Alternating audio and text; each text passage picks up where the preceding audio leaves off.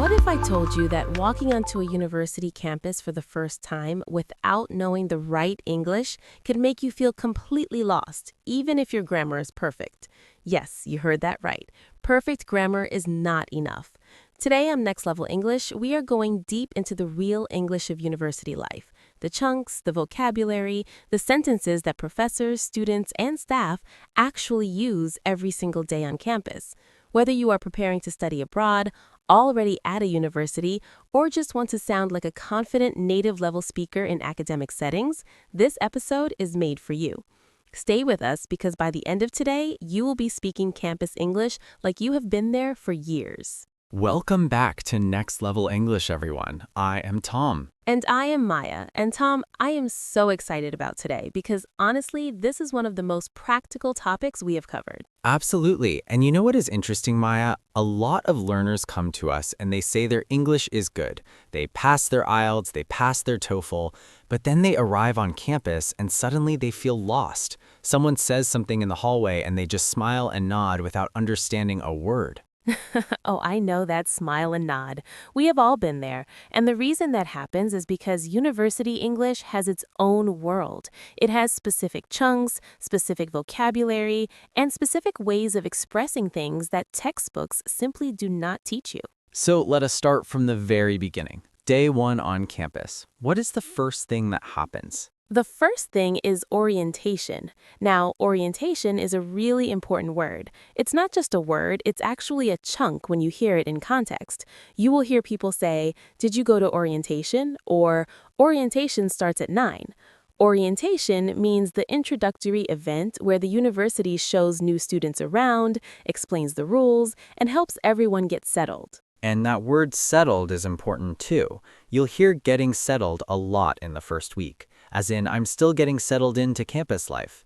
Getting settled means you're adjusting, finding your way, making yourself comfortable in a new environment. Getting settled into campus life. That's a great chunk to remember.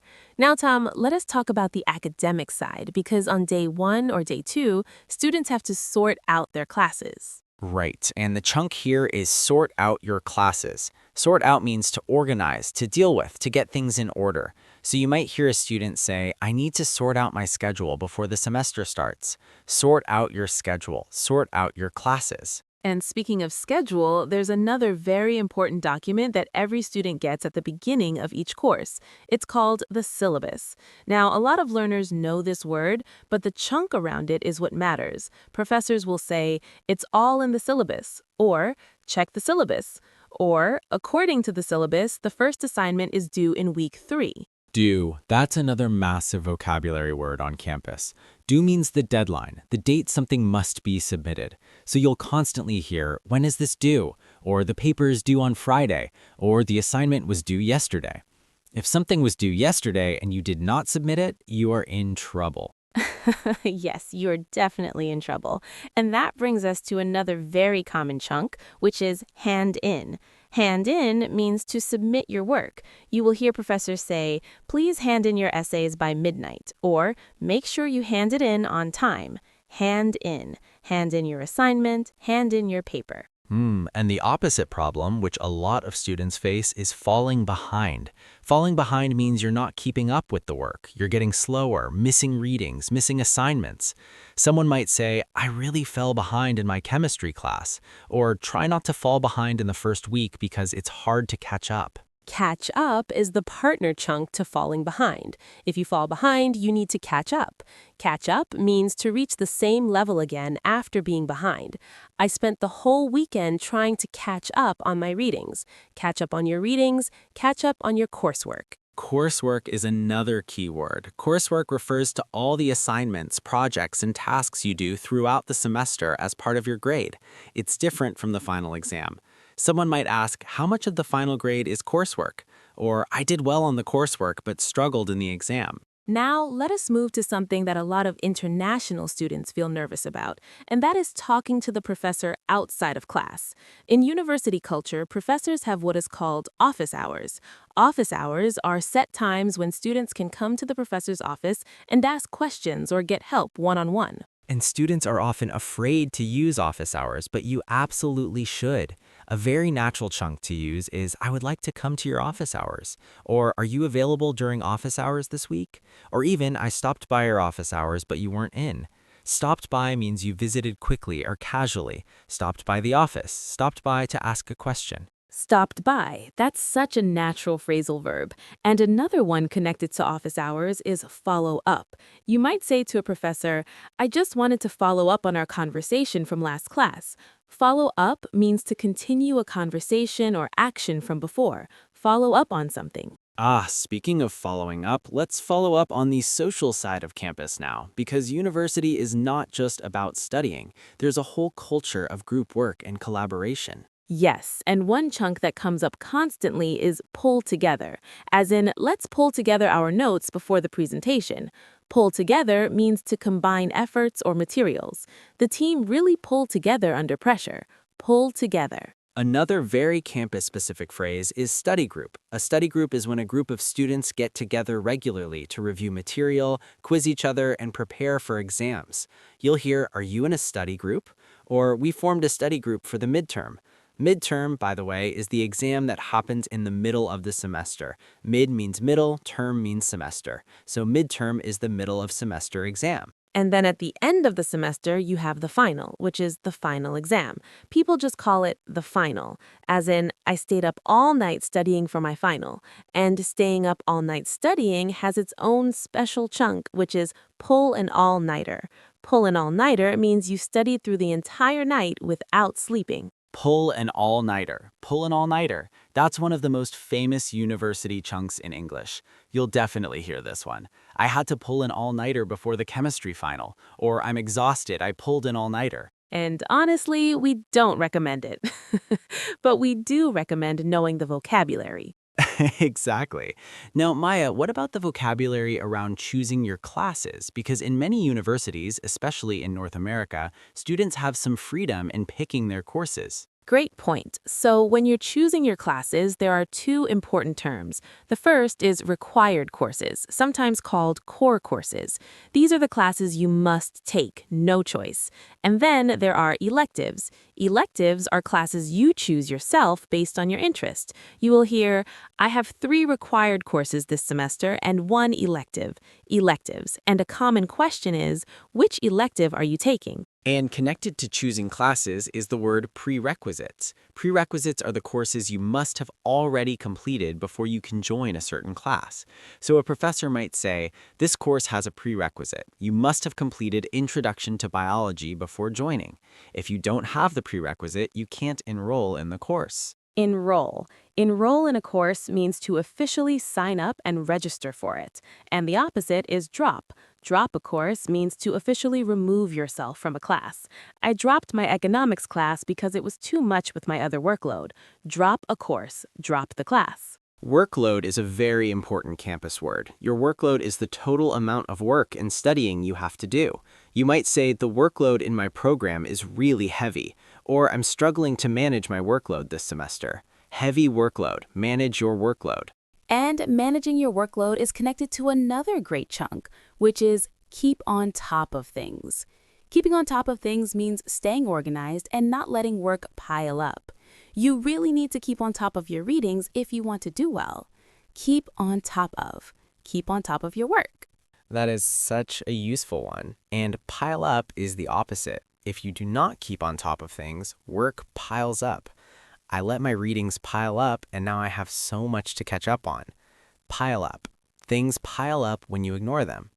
Now let us talk about the language around grades and assessments, because this is where students can feel very stressed, and knowing the vocabulary really helps. When you get your assignment back with feedback, a professor might say your work needs improvement in certain areas.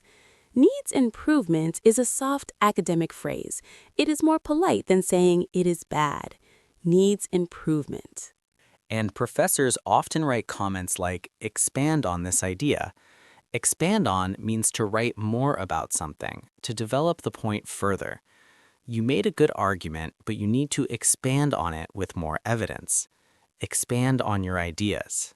Evidence is another high-frequency academic word. Evidence means proof or support for your argument.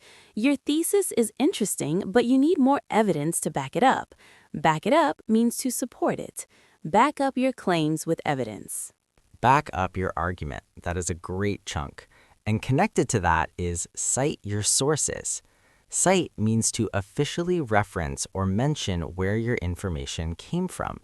Make sure you cite your sources correctly in the bibliography. The bibliography is the list of all the books, articles, and websites you used in your paper.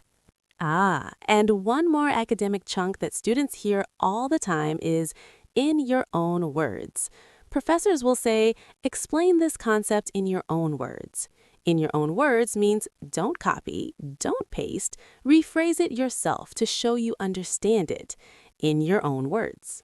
Which brings us to something really serious, and that is plagiarism. Plagiarism means copying someone else's words or ideas without giving them credit. Universities take this very seriously. You might hear, this paper was flagged for plagiarism. Flagged means it was noticed and marked as a problem. Flagged for plagiarism. And that's definitely something you want to avoid. Always cite your sources. Always put things in your own words. Now, Tom, let us move into the more casual, everyday English you hear around campus, because it's not all academic. Right. Campus life is also about the social environment, and there are so many great casual chunks. One of my favorites is hang out.